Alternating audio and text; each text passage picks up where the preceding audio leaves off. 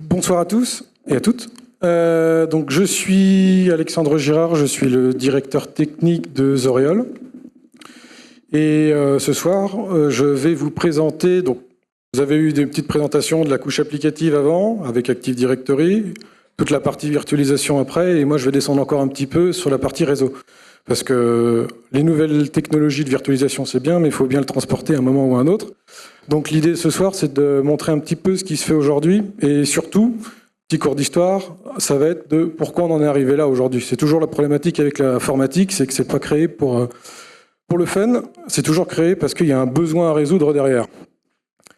Petite pause pub YouTube, Zoreol, on est à la base une société, on est une ESN, on est une société de conseil spécialisée dans le monde du réseau et de la sécurité. Et donc du coup, notre base, en fait, ça va être aussi de pouvoir travailler avec des clients pour leur proposer des architectures réseau et la sécurité qui tourne autour de ce réseau-là, de pouvoir leur vendre le matériel, et également par la suite de pouvoir les intégrer dans leurs infrastructures et pour certains clients pouvoir en faire l'opération, l'infogérance au quotidien. Fin de la pause YouTube.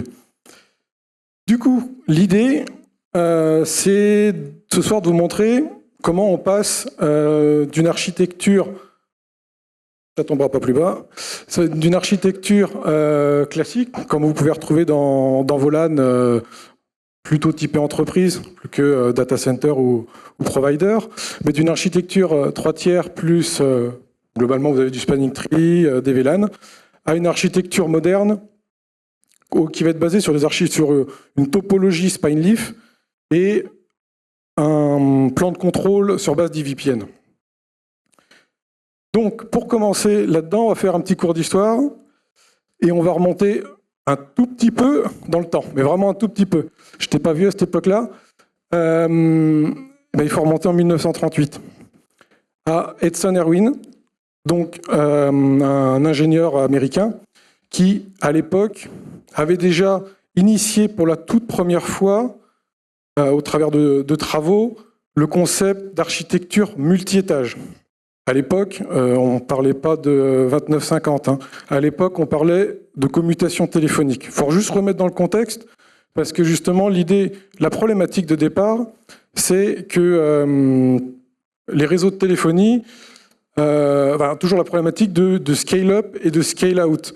C'est comment on améliore une infrastructure. Donc à l'époque, pour de la téléphonie, pour de la commutation, soit on met un plus gros équipement, on met plus de ports, il est plus gros, il est plus performant, mais aussi il est beaucoup plus coûteux. Et il faut voir ce qu'il y avait à l'époque.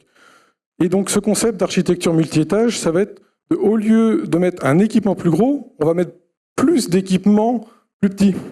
Et donc du coup, c'est une première conceptualisation qui a été faite en 1938. Mais il faudra attendre 1952 avec Charles Clough, qui a officialisé la topologie multi-étage, qui porte son nom justement, la topologie Clough.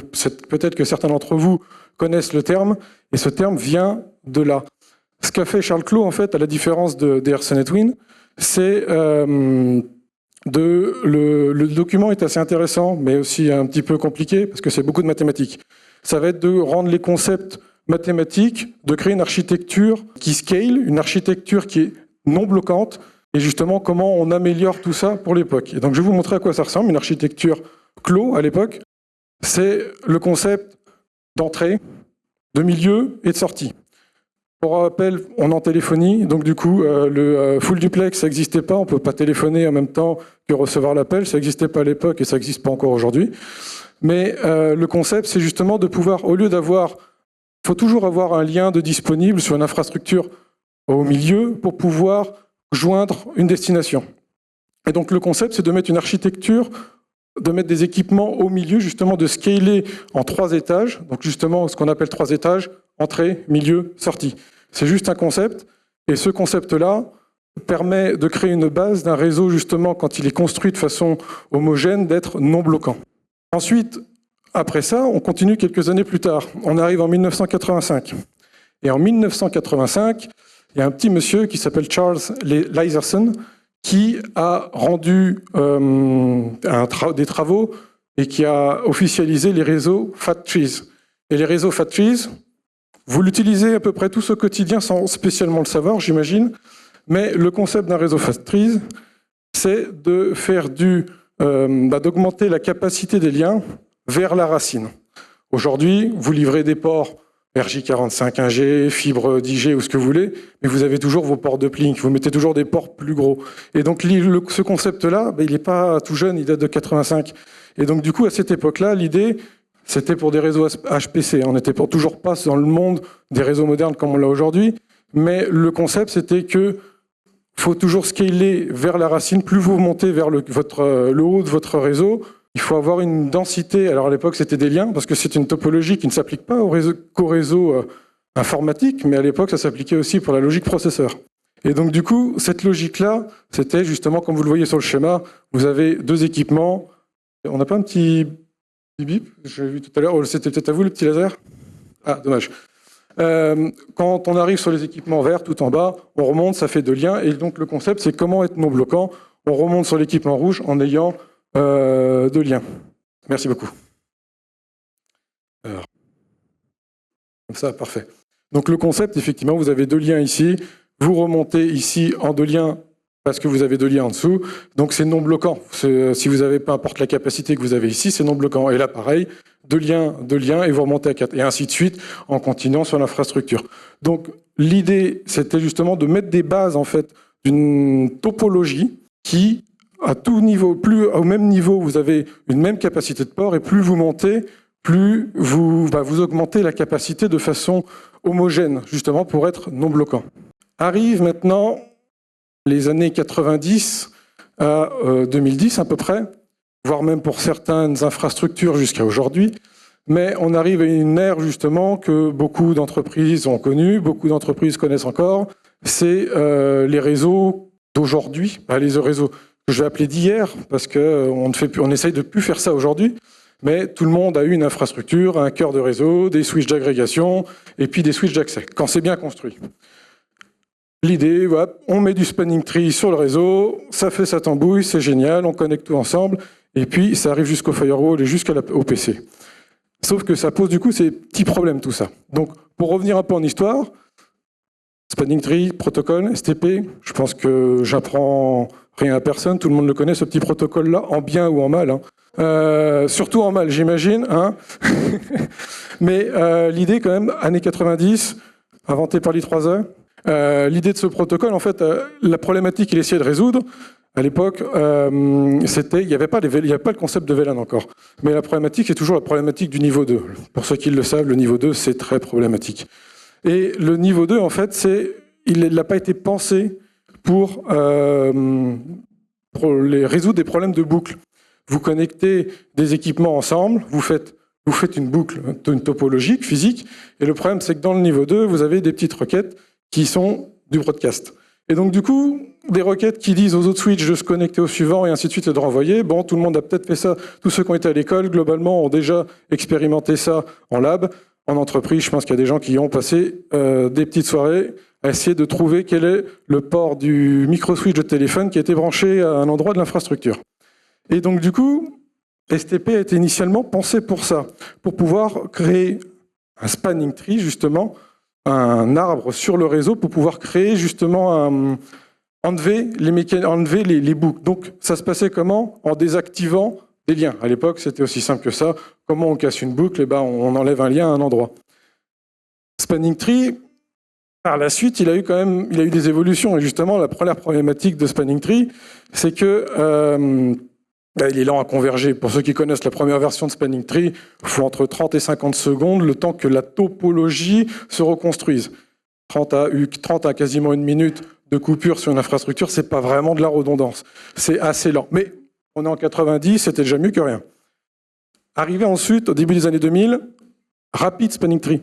Et Rapid Spanning Tree, justement, il améliore un petit peu le protocole quand même, mais surtout, il descend à quasiment 1 à 3 secondes le temps de convergence. C'est marqué dans son nom. Ils n'ont pas été chercher très loin à l'I3E, mais du coup, c'est rapide, c'est ça. Mais le concept, déjà, ça améliore. Quand on a à peu près 1 à 3 secondes de coupure sur une infrastructure, c'est mieux déjà, par rapport à quasiment une minute. Mais, entre-temps, est arrivé effectivement un petit concept que je pense que tout le monde connaît aujourd'hui, je l'ai oublié sur le côté, les petits VLAN, parce que justement, c'était bien de tout faire sur un même réseau. Il y a peut-être malheureusement encore des réseaux aujourd'hui qui sont tous construits sur le même réseau, mais l'idée, c'est de pouvoir segmenter les domaines de broadcast, pouvoir segmenter les LAN, donc de créer des LAN virtuels. L'idée, c'est effectivement de pouvoir avoir des machines qui ne communiquent pas avec d'autres, ou alors qui communiquent avec d'autres, mais qu'à certains endroits de l'infrastructure, sans pour autant avoir à retirer des liens physiques entre les équipements, parce que c'est coûteux. Et donc du coup, Rapid Spanning Tree, ça a toujours la même problématique que Spanning Tree. Ça désactive les ports, peu importe ce qui passe dessus. Et donc du coup, en désactivant les ports, vous voyez comme sur le schéma à côté, c'est pas très, enfin, ça aide pas beaucoup pour la redondance, parce que vous avez vous pouvez mettre autant de liens que vous voulez, il n'y en aura toujours qu'un seul qui sera utilisé. Et donc du coup, arrive 2003, Multiple Spanning Tree. Donc le concept de Multiple Spanning Tree, on se base toujours sur RSTP justement pour la partie Spanning Tree, pour la partie recherche de l'infrastructure et pour trouver la topologie pour casser les boucles. Mais la différence, c'est qu'on l'applique sur des domaines, et des domaines qui peuvent regrouper des VLAN. Et donc du coup, on ne coupe plus les ports, on coupe au niveau virtuel, au niveau, à l'époque, des trunks. On met des trunks entre des switches, et donc du coup, au lieu de couper le port physiquement, on va couper un VLAN, un groupe de VLAN qui ne passeront pas par ce port-là le temps que l'infrastructure reconverge. Et donc du coup, ça améliore un petit peu la résilience, parce que du coup, les liens ont réparti un petit peu la charge. Mais ça ne joue pas la problématique du fait qu'on ne peut pas avoir de l'équilibrage de charge. A été aussi, je peux vite fait parler de LACP.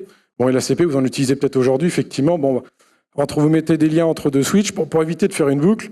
Vous faites un agrégat. L'idée, le concept de LACP, c'était justement comment on arrive à faire communiquer du trafic. Donc LACP, c'est vraiment de niveau 2. Comment on fait communiquer du trafic de niveau 2 entre deux équipements de façon équilibrée. Donc du coup, LACP était pensé pour ça, pour éviter justement, ça permet de considérer ça comme un seul lien, un seul lag.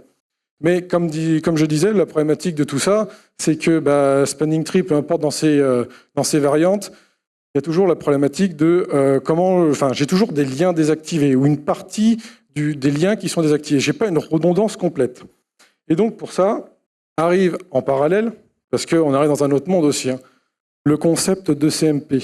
Et ça, le concept de CMP, vous allez voir, c'est très important pour la suite, parce que c'est la base de beaucoup de choses, surtout dans le monde du niveau 3. Parce que c'est un mécanisme de niveau 3, justement, ne pas faire l'amalgame. Le CMP n'est pas un protocole. Le CMP est un concept algorithmique qui a été ensuite formalisé algorithmiquement, mais le concept de CMP, Equal Cost Multipath, c'est de faire justement sur un réseau de niveau 3, pas équipé en niveau 3, je reprends, mais un réseau de niveau 3, de pouvoir équilibrer des routes identiques avec un même next hop, un même poids, et de pouvoir justement utiliser ces mêmes next hop pour pouvoir acheminer du trafic, et pas utiliser qu'un seul lien, de toujours avoir plusieurs liens actifs. ECMP s'est inventé à la base, le concept a été répertorié pour la première fois en 89 dans la première RFC sur OSPF V1.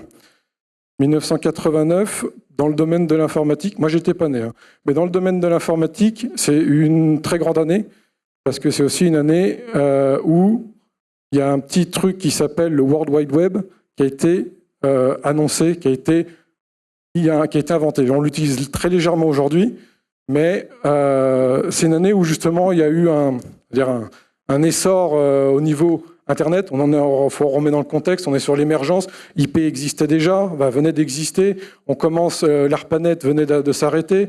On commence ça sort des réseaux, ça sort des États-Unis. Donc tout ce concept de niveau 3 commence à émerger. Tout ce concept de routage Internet.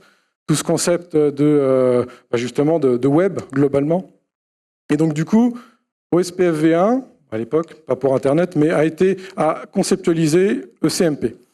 Arrive 91, OSPF V2, assez connu, qui, lui, en revanche, à la différence, standardise ECMP. En 89, si on lit la RFC, c'est indiqué, on introduit un concept de lien, mais d'équilibrage de charge sur des liens de niveau 3, mais la définition reste à définir pour la suite. Et donc, en OSPF V2, on rend bien le contexte justement de ok, on introduit ce mécanisme-là, mais les conditions, les informations de pourquoi et comment ça fonctionne, on devra attendre 2000. Et en 2000, il y a une RFC sur ECMP qui sort. Et en fait, comme dit, c'est pas un protocole ECMP. ECMP, c'est un mécanisme de hachage globalement pour comment on fait pour répartir la charge sur plusieurs liens. Parce qu'à chaque fois, il y a toujours une problématique. C'est la magie avec l'informatique, il y a toujours un oui mais.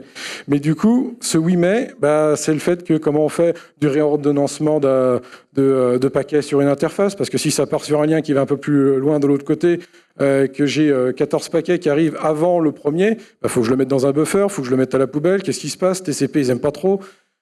Tous ces mécanismes-là qui posent problème. Donc, il y a des gens qui sont posés sur la table et qui ont standardisé justement un mécanisme avec des tuples. C'est intéressant, hein, mais c'est tout un bazar aussi derrière de comment ça fonctionne, comment on répartit du hachage, et ainsi de suite. Arrive aussi en parallèle un tout petit protocole, mais vraiment tout petit peu, un tout petit BGP. Alors BGP, dans le monde de l'entreprise, il n'est pas souvent connu, mais avec les réseaux modernes, il faut qu'il le soit. Parce que BGP, aujourd'hui, c'est le protocole qui régit Internet, pour ceux qui ne le savent pas. Tout Internet, il n'y a qu'un seul protocole qui fait fonctionner Internet, c'est BGP. Vous pouvez mettre chez vous, vous pouvez peut-être avoir encore du RIP v2 si vous voulez, vous pouvez avoir de l'OSPF, vous pouvez avoir de l'ISIS. Pour aller sur Internet, il n'y a pas le choix, c'est du BGP. Parce que la problématique de BGP pensé en 89, on revient encore dans le contexte de l'émergence d'Internet. Qu'est-ce qu'il y avait avant? Le réseau de l'ARPANET aux États-Unis et un protocole qui s'appelait EGP.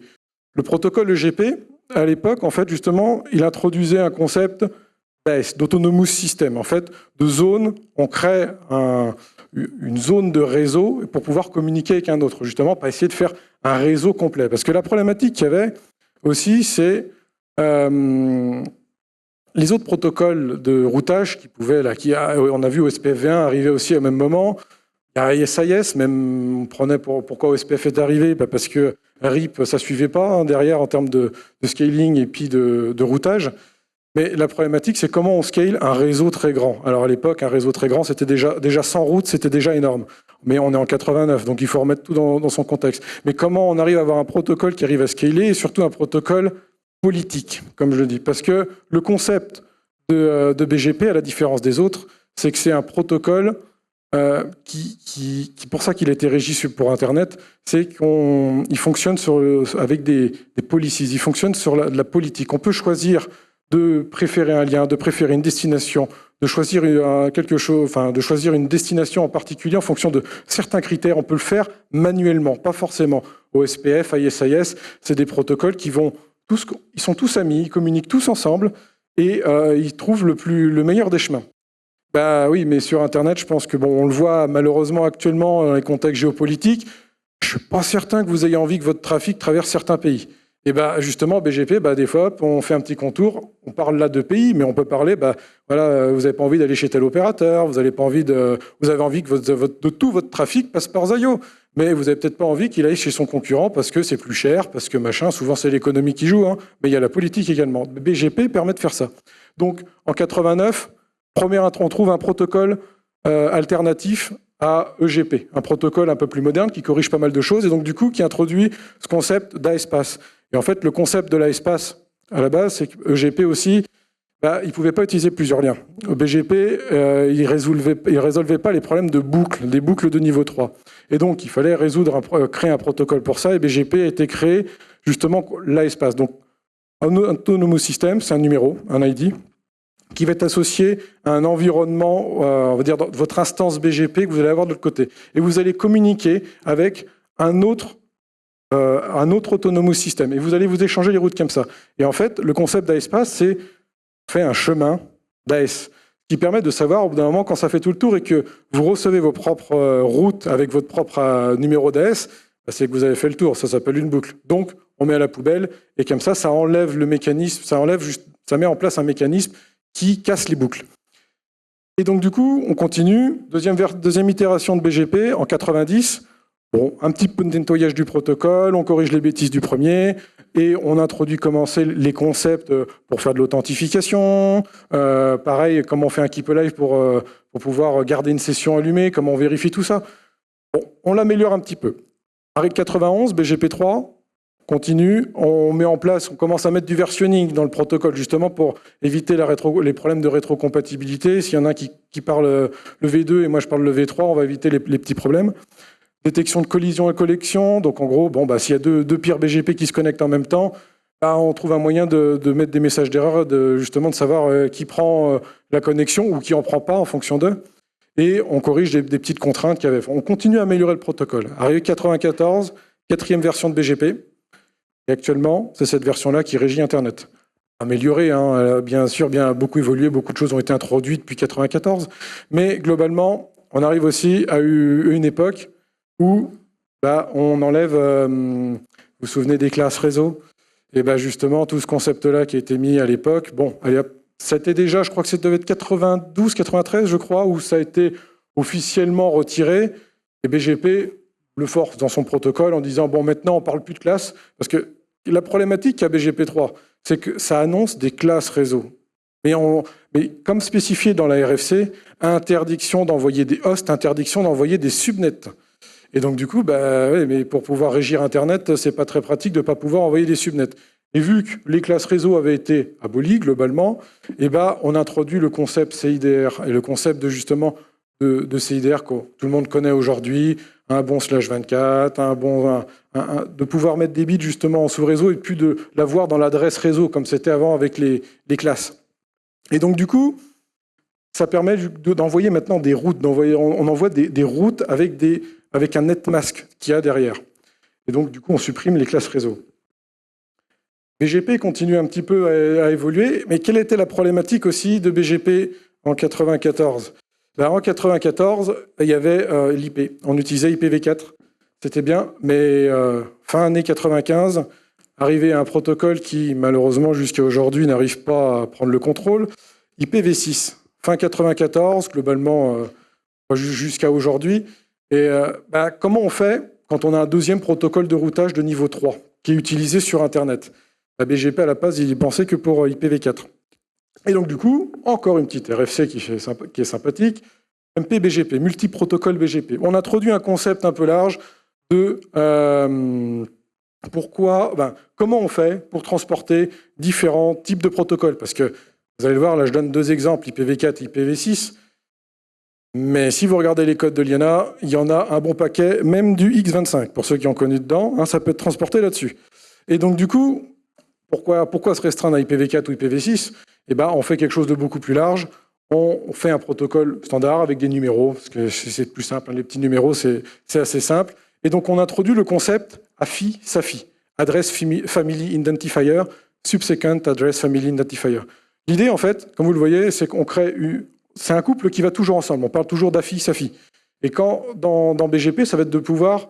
Pour ceux qui en font du BGP, vous choisissez toujours Family, Inet, quelques unicast par exemple, ou une autre adresse, Family, L2VPN, Signaling, et ainsi de suite, quand vous faites vos services. Et justement, les AFI, ça va être les adresses, ça va être le type de protocole. Je donne deux exemples pour c'est plus simple, IPv4, IPv6, mais Family L2VPN, Family, après on va voir le L3VPN, il y a un nombre de protocoles, encore une fois, tous les codes sont régis par l'IANA, mais ça va être la famille, le protocole. Et ensuite, on va mettre en gros le sous-protocole. Qu'est-ce qu'on entend par sous-protocole ? L'IPv4 peut être unicast, multicast. IPv6 peut être unicast, multicast. Il y a d'autres protocoles, comme on le verra après, pour EVPN. C'est une famille L2VPN, SAFI, EVPN. Et donc, du coup, ça permet, en fait, de ça, quand on communique avec un peer en face, c'est de savoir qu'est-ce qu'on va communiquer ensemble, qu'est-ce qu'on va s'échanger. Parce qu'aujourd'hui, on s'échange que des routes IPv4. Est-ce qu'on peut s'échanger des routes IPv6 ? Des IPv6 comment ? Multicast, unicast ? Ok, on est d'accord, on s'échange des routes. Comme ça, on peut communiquer, les deux peers BGP fonctionnent ensemble. Maintenant, on fait un petit retour en arrière. Je restais dans l'ordre chronologique de l'histoire. On fait un petit retour en arrière par rapport à nos réseaux de niveau 2, le spanning tree, les petites problématiques qu'il y avait. On est en 2011. On est en 2011. Il y a eu des tests quand même. Comment on améliore les réseaux de niveau 2? Comment on fait justement? Parce que la problématique, c'est comment on fait de la résilience, comment on fait de l'équilibrage de charge et comment on transporte un service d'un point A à un point B. Il y a eu une tentative, l'IETF. Quand je dis bien une tentative, vous allez comprendre pourquoi. L'IETF, en fait, a sorti un protocole qui s'appelle TRIL, Transparent Interconnection of Lot of Links. Et en fait, ce protocole-là, à rallonge, c'est une tentative justement. Bon, on arrive. Spanning Tree, on a bien compris que ça pouvait pas aller plus loin. C'est un protocole de niveau 2. C'est fait pour enlever des boucles. C'est pas fait pour faire du routage ou faire de la commutation équilibrée. Et donc du coup, on a introduit le concept de Airbridge, Routing Bridges. Donc les équipements, vos switches sont en fait de Routing Bridges parce que ça fait du routage en se basant sur le protocole ISIS. OSPF, ça se base sur des IP, ça se base sur un protocole de niveau 3 pour pouvoir router. ISIS, lui, a la particularité, qui existe depuis un peu plus longtemps, de se baser sur du niveau 2. Donc, il n'a pas besoin de concept d'IP, il existait même avant IP. Et donc, du coup, ISIS va pouvoir faire de l'état de lien, va pouvoir router, justement, de quelque chose au-dessus, mais nous, on veut transporter des niveaux 2. Donc, il n'y a pas de concept d'IP ou autre. On veut transporter du trafic en fonction d'une interface à une autre. Mais justement, l'avantage du niveau 3, c'est qu'on peut équilibrer la charge. On l'a vu, il y a ECMP.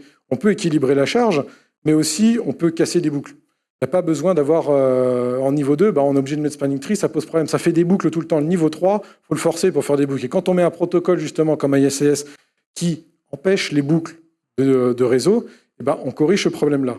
Et donc, Trill, vous l'avez peut-être que certains en ont encore aujourd'hui, paix à leur âme, mais Cisco avait un petit protocole qui s'appelait FabricPass. Pour ceux qui en ont fait, la magie de FabricPass, ça se repose sur Trill pour le fonctionnement. Mais quelle était la problématique? Pourquoi aujourd'hui on ne fait pas du Trill partout? Parce que, le concept initial est louable. Il faut résoudre, on veut transporter et équilibrer, on veut résoudre les problématiques qu'on a avec les réseaux de Spanning Tree. Et donc, du coup, oui, il faut un réseau entièrement Trill pour que ça marche. Donc, ça veut dire bouger toute l'infrastructure qu'il y a derrière. Mais comme tout nouveau protocole, faut penser qu'il faut que ça scale. Et donc là, un concept aussi, c'est les ASIC. En fait, quand vous avez un équipement réseau, pour que ça scale, on ne peut pas tout faire en CPU. Le CPU, c'est sympathique 5 minutes. Mais quand on veut commencer à scaler, je reprends un petit peu aussi l'époque, mais à plus de 40, 100 G, et ainsi de suite, c'est à peu près ce qu'il y avait à peu près à l'époque. Le CPU, au bout d'un moment, soit vous en mettez un très très gros, mais bon, ça chauffe, ça coûteux et ça pose problème.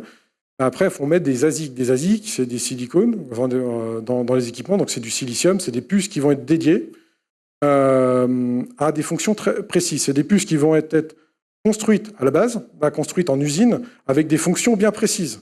Mais ce qui va permettre ce qu'on va appeler l'offloading globalement. On va décharger une fonctionnalité, le routage IP, le forwarding d'adresse MAC, le forwarding de VLAN, et ainsi de suite. On va le forwarder à une puce et puis au CPU. Donc du coup, la puce, elle le fait très bien parce qu'elle est optimisée aux petits oignons, mais la différence, c'est qu'elle n'est pas reprogrammable derrière. Elle ne sait pas faire à la volée un CPU, c'est reprogrammable comme on veut. On choisit ce qu'on veut mettre dedans, mais voilà, le prix de la performance par rapport à la modularité. Il y a un juste milieu, les FPGA ou les CPL, globalement, pour ceux qui connaissent.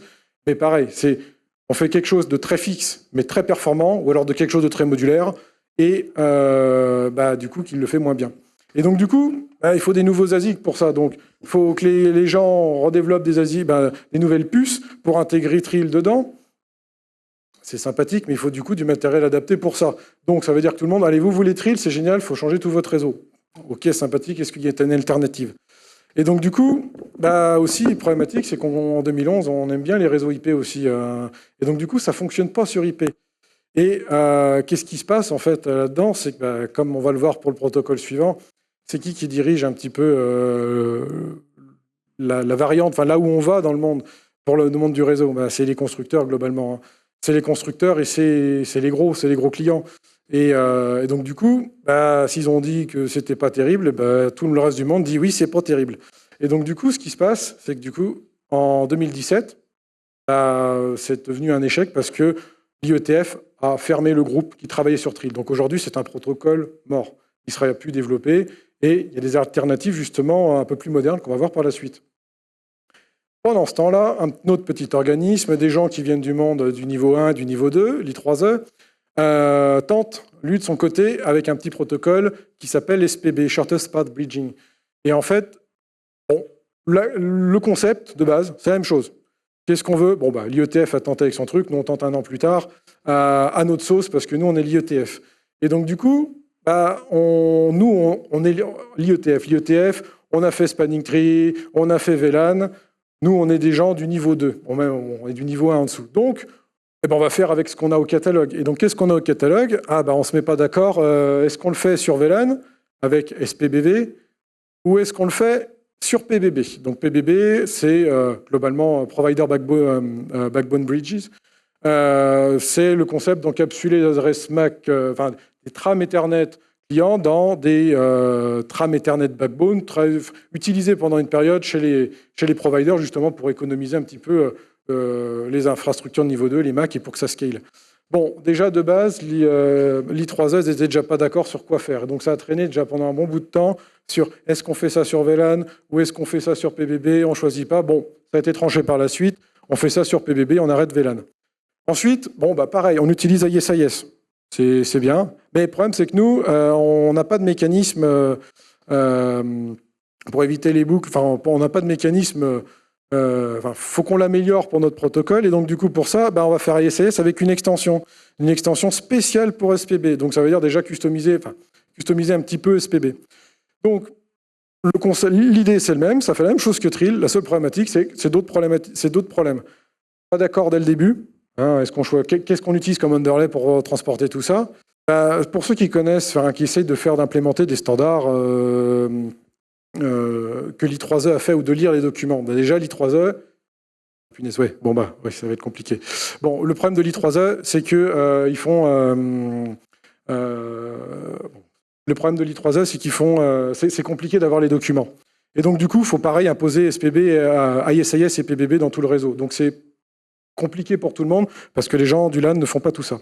Topologie spanleaf. Et donc, du coup, le concept de base, vous vous souvenez tout à l'heure, on parlait du fat tree, on parlait des infrastructures clos en topologie. Bon, maintenant, dans le concept, est-ce qu'on essaye de fusionner les deux?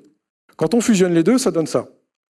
Des réseaux plus gros au milieu, des infrastructures plus petites, dans une topologie clos. Bon, maintenant, vous essayez, vous la repliez sur elle-même. Si vous la repliez sur elle-même, ça donne ça. Globalement, entrée-sortie, on est toujours dans une topologie 3 étages, avec du fat tree. Une petite rotation à 90 degrés, et paf, ça ne fait pas des chocs à pic, ça fait une topologie spanleaf. Et bizarrement, pour les gens qui connaissent la topologie, voilà comment la topologie spanleaf est arrivée justement aujourd'hui. On ne l'a pas inventé, comme dit, c'est un protocole, c'est un concept qui a été inventé depuis très longtemps. On continue, on a 2014-2015, deux gros, Facebook, Google, normalise justement ce concept, ramène le concept d'IPCLO, le concept de fabrique spanleaf dans leurs infrastructures. Ils en font des démonstrations, et donc ils améliorent tout, ils montrent justement qu'eux, ils utilisent ça. Eux, ils utilisent en revanche, ils sont un petit peu plus en avance, font que du pur IP dans leur infrastructure. On n'est toujours pas à ce qu'on va voir à la suite. Arrive 2014, VXLAN. Et le concept de VXLAN, on essaie de résoudre les problématiques qu'avait VLAN aussi à l'époque. VXLAN, pensé par l'IETF, donc des gens du niveau 3. Et donc le concept, VLAN, c'est limité à 4096 VLAN, 4094 en pratique, mais c'est pas assez, ça scale pas pour les gros, c'est vraiment trop peu. Donc du coup, on essaie de vendre un protocole qui justement va encapsuler des trams Ethernet dans de l'UDP, là en l'occurrence. Et l'avantage, c'est que VXLAN était pensé aussi, nous on fonctionne sur IP. Comme ça, au moins on est standard, c'est dans tous les équipements qu'on connaît aujourd'hui. Et donc, le concept de VXLAN introduit le concept de VTEL, c'est les équipements en bordure qui vont encapsuler, désencapsuler les trams. Le concept de VNI, justement, qui vient en pseudo remplacer ce qu'on considérerait un VLAN, mais qui monte ça quasiment sur 24 bits. Donc, on double, on passe de 12 bits à 24 bits, ce qui permet environ 16,7 millions de VNI différents. Aujourd'hui, les équipements ne savent pas scaler autant. En général, c'est plutôt autour entre 4 et 10 000. Mais ça permet ça permet de voir le temps venir. Et donc du coup, pareil, autre concept, comment on forward tout ça? Deux méthodes, le ingress replication ou une méthode multicast justement pour pouvoir transporter le VXLAN. Parce que La problématique de ça, c'est toujours comment on transporte du niveau 2, transporter du niveau 2. On a vu, ça fait des boucles. C'est comment on fait pour les trams. Souvent, ce qui est problématique, c'est le trafic qu'on appelle BUM. Le BUM, c'est le trafic, les trams de broadcast. Ah, ça envoie partout. Comment on gère tout ça? Le unknown unicast, une adresse où on ne connaît pas déjà la destination. Et ensuite, le multicast, il faut que ça aille d'une source vers quelques destinations. Bon, le concept le plus simple, ingress replication, on envoie à tout le monde et il se débrouille. C'est un peu le concept. Bon, c'est sympathique, mais à chaque fois qu'il faut envoyer, moi, je veux juste parler à lui. Bon, j'envoie à tout le monde, ils se débrouilleront. Ça génère du trafic. C'est simple, mais ça ne scale pas. On fait ça ensuite en dessous avec du multicast. Donc IGMP pour de l'IPv4, MLD pour de l'IPv6, et on utilise PIM, donc protocole et Independent Multicast, pour router tout ça sur un réseau IP. Donc c'est deux méthodes. Ensuite, j'arrive à la dernière étape. Désolé pour le retard. EVPN. EVPN, c'est un protocole qui arrive en 2015. Encore une fois, tous les protocoles que je présente, c'est à la date de sortie, mais c'est en général, comme vous le voyez, eu entre 5 et 10 ans de travail qui s'est passé un peu avant, où il y a eu les premières questions qui se sont posées. Et donc, du coup, le concept d'EVPN, à la base, il vient du monde d'opérateurs. Quand je dis qu'il vient du monde d'opérateurs, c'est qu'il a été initié avec un underlay, avec un routage, un protocole de tunneling qui est MPLS. Parce que la problématique vient du monde opérateur. Quelle était la problématique au départ? C'était comment on enlève le tunneling, le VPLS, un protocole assez problématique chez les opérateurs. C'est le concept de pouvoir transporter du niveau 2 encapsulé, transparent, en multipoint. Et en fait, c'est sympa, ça marche. Mais alors la gestion en dessous est assez compliquée. La maintenance de VPLS est assez lourde. Et donc du coup, bon... À l'époque, c'était Cisco, Juniper et Nokia. Je crois qu'il y en a encore deux autres providers que j'ai plus en tête. Se posent pour pouvoir penser à un nouveau protocole de contrôle, pour pouvoir justement comment on résout ces problématiques qu'on a en tant qu'opérateur. Et donc du coup, on va dissocier le protocole qui va transporter la data du protocole qui va contrôler, le data plane et le control plane. EVPN est un protocole au niveau de contrôle, est un protocole de signalisation. Là où justement on va laisser MPLS, ça marche très bien, on va laisser MPLS s'occuper de transporter tout ça en dessous, c'est son boulot. Chacun son boulot. Et en faisant comme ça, en séparant les tâches, on est sur un réseau IP, ça marche très bien, on reste sur du standard, ce que tout le monde utilise. Et donc du coup, EVPN fonctionne justement, extension BGP. On utilise des protocoles de transport en dessous, à la base MPLS. On améliore ensuite, on introduit VXLAN. On utilise les concepts de protocoles qui utilisent IP. Comme ça, on ne se pose pas de problème. On reste du standard. Qui fait de l'IP? MPLS, VXLAN, d'autres protocoles tentatives, NVGRA, et aujourd'hui encore en draft, c'est GNV. Et ça introduit le concept, justement, des concepts techniques. Je suis désolé, je ne vais pas pouvoir continuer là-dessus. Qui introduit un mécanisme. On échange des routes de différents types pour résoudre différentes problématiques. Routes de type 1, de type 2, de type 3, 4, 5, 6. Aujourd'hui, ça va jusqu'à 11. J'ai mis les principales qui sont utilisées, toutes pour des usages différents, des multicasts d'un côté, les changements d'interface. Mais en fait, le concept, comme vous le voyez ici, en fait, le concept d'EVPN avec, par exemple, VXLAN pour le domaine entreprise, aujourd'hui, ça va être de pouvoir livrer du trafic sur plusieurs équipements. Les gens qui ont fait du stacking ou du virtual châssis et autres ont des problématiques. On essaie de résoudre des problématiques, mais ça en crée d'autres. Et donc là, le concept, un équipement est indépendant, il parle un protocole standard. Et donc en s'échangeant des différentes routes, on peut pouvoir faire de l'infrastructure. Un client, il se connecte en LACP d'un côté, et nous, on livre ça de la façon redondante sur plusieurs équipements. On corrige toutes les problématiques qu'on avait avant en utilisant des protocoles standards. On peut faire de l'interopérabilité. Les constructeurs, on met du Cisco face à du Juniper, face à du Nokia, et ça marche parce que les gens implémentent le protocole. Du coup, pour résumer très rapidement, une topologie Spineleaf, en fait, ça date d'il y a très longtemps en clos, c'est 1952. Donc, globalement, c'est une topologie, ça n'a pas été inventé là, ça a juste été remis au goût du jour sur les réseaux IP. On a amélioré EVPN, les problèmes qu'il y a eu, c'est spanning tree, ça ne scale pas, c'est pas un problème de redondance. Donc pour ça, en fait, c'est l'industrie qui décide. Globalement, l'industrie, c'est économique. On choisit, moi, je veux faire que mes équipements soient comme ça, il faut développer un protocole qui fonctionne sur mes équipements, sinon je ne changerai pas. Donc du coup, ça marche un petit peu comme ça. Et EVPN, VXLAN, ça permet de construire aujourd'hui une base commune, en fait, qui continue à être... Il y a des RFC qui sortent tous les ans aujourd'hui pour améliorer aujourd'hui sur des gateways Unicast, sur du multicast et ainsi de suite. Et donc, du coup, cette base-là, en fait, va construire les réseaux d'aujourd'hui et continuer pour le moment de trouver une base pour les réseaux de demain. On verra ce que ça fait pour ce qu'on construit dans le futur. Mais globalement, c'est cette base aujourd'hui qu'on remplace les réseaux spanning tree, on remplace les stacking d'équipements par des infrastructures. Et ça, EVPN fonctionne pour le domaine du LAN, le domaine du DC et le domaine du provider. Ce qui n'était pas le cas jusqu'aujourd'hui. Les providers, ils font pas de spanning tree, ils font du MPLS. Ouais, mais on va pas mettre du MPLS pour connecter l'imprimante avec le firewall. Donc du coup, c'est un protocole qui unifie. C'est pas impossible, je suis d'accord. Mais c'est un protocole qui unifie tout ça. Désolé pour avoir très dépassé le temps. Je vous remercie de votre écoute et du coup, je ne répondrai pas à vos questions apparemment. Génial. Tout du moins autour d'une bière, si vous voulez. Donc, merci en tout cas pour ton talk hyper riche en termes de contenu. Et je pense que les amoureux du réseau iront échanger avec toi autour d'IPA, poser toutes les questions. Et en tout cas, on a bien vu comment avoir un réseau scalable.